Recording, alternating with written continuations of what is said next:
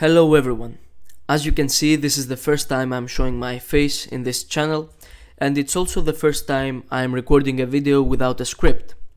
So if I make any mistakes, I'm not reading anything. What I want to do today is talk about Stoicism, which is my favorite ancient philosophy. And specifically, I want to address the issue of misunderstanding Stoicism, which seems to be so relevant today. You see, whenever we use a word in our dictionary that comes from a philosophical tradition, you can almost always be certain that it is not being used properly, because obviously there is more nuance to every philosophy than whatever any word might mean. So when we use the word Stoic today, what we are usually referring to is a very masculine person or a person who is in control of their emotions. And this is, in some sense, part of the meaning of Stoicism as a whole, but it's a very strange caricature. Because you see, Stoicism at the very beginning has nothing to do with masculinity as it is. Stoicism is about living in accordance to the logos of the world.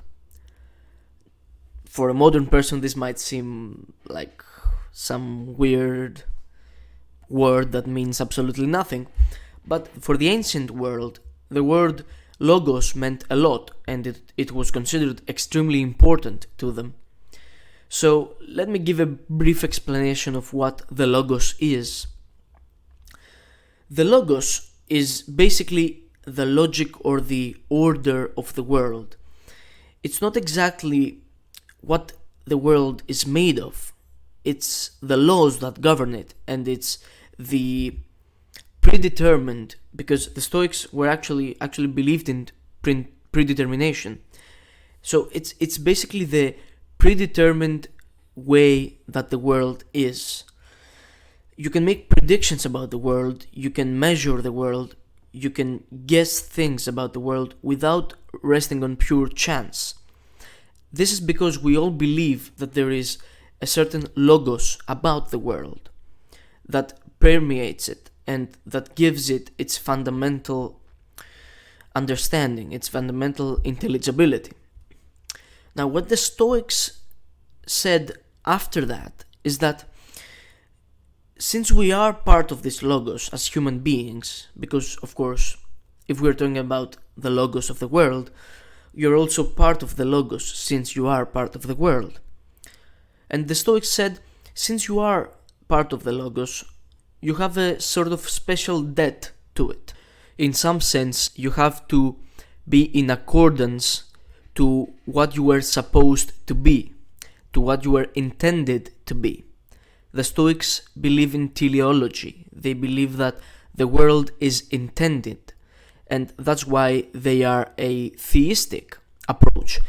Or in some interpretations, Stoicism could be pantheistic, because you could say that the divine logos or God's logos is identical to the physical logos under Stoicism, although I don't think this is correct. In my estimation, Stoicism is actually theistic. The Stoics believe that God has a certain logos which causes the world to have a certain logos, which in turn causes you to have a certain logos.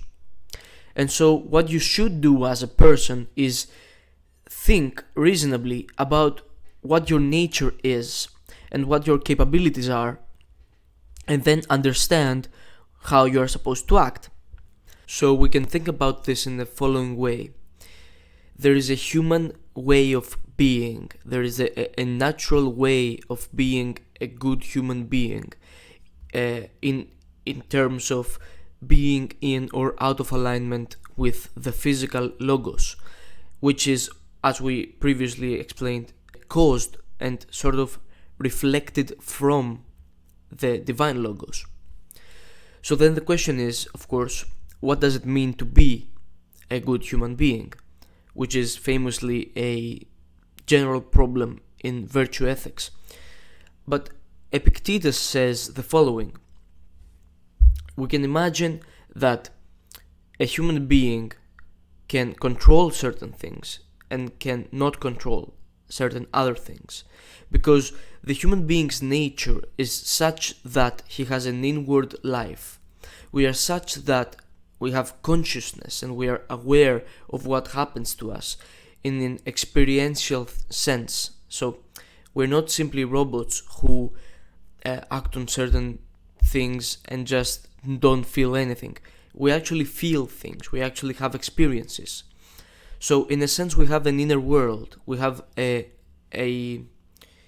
field of understanding that is not external. And Epictetus says, in some sense, the external world is uncontrollable because it follows predetermination. And human beings, of course, also follow predetermination. But the difference is we have consciousness. And because we have consciousness, we have this weird ability to accept or decline certain phenomena. So when something happens to me,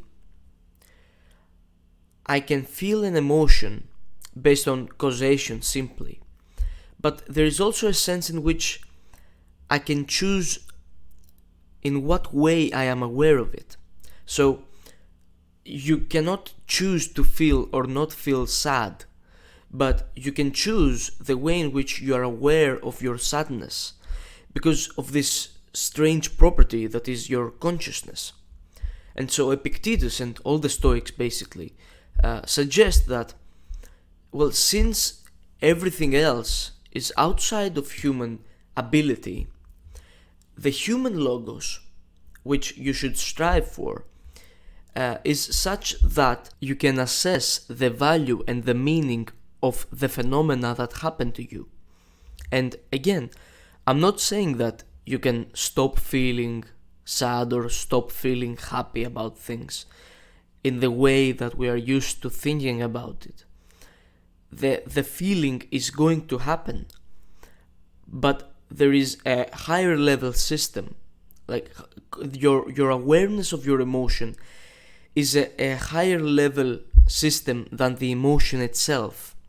So there is this, I don't know how to call it exactly, but there is this grounding on which emotion happens. And this grounding is actually controllable from your consciousness. It is in some sense consciousness. It is the awareness. That's what I mean by grounding. It is the nature of the awareness of everything that happens to you. And since we do have this ability, unless you are skeptical even of the existence of consciousness, which I don't really understand. Like, people oftentimes say, like Sam Harris and people like that, say that consciousness is an illusion or something. It makes no sense for consciousness to be illusory. Because if you think that consciousness is illusory, then you are committed to the view that all of your experiences are illusory. And you're committed then to the view that the empirical world and empiricism in general is completely illusory, which would then negate the very scientific arguments that you're trying to make in order to disprove consciousness. So, in a way, the existence of consciousness is undoubtable. You use consciousness and you justify all of your beliefs based on this consciousness, this ability to understand empirically. And you base your entire worldview on that. And then you say, by using that tool of science and empirical observation, to say that consciousness doesn't exist or that it is an illusion. To me, it makes no sense. And not only does it make no sense, I think it's a direct contradiction, and it is a misunderstanding of terms, because it is necessary to believe in the existence of consciousness if one is to believe anything about the empirical understanding of the world. And so, if you do believe in consciousness, then you do believe in this awareness, this grounding of the emotions that you have. And the Stoics say that since you are a creature that has this very peculiar quality, and since this quality is basically the only amount of freedom that you are ever going to be given, then you should use this freedom as best as you can. Since everything else is predetermined, and in a way that's also predetermined, but not phenomenologically. It's only predetermined physically, if you know what I mean. In order to go deeper into the difference of that, we would have to talk about things like epiphenomenalism and stuff like that, which is out of topic. But let's just say it's the only part of our nature that seems to have any degree of freedom in it for us. And it would be ludicrous to simply give up this freedom and become a slave to everything external. And this includes your emotions. This includes everything that is a phenomenon, which literally means everything. So everything except the logic and the way in which you assess those phenomena. In other words, your life, your way of being should be centered around the way in which you assess phenomena, and not around phenomena themselves. It is this meta-ethical claim that is truly at the center of Stoicism. You should worry about the assessment of your perception and not of what is in the perception itself. At least not to the extreme extent.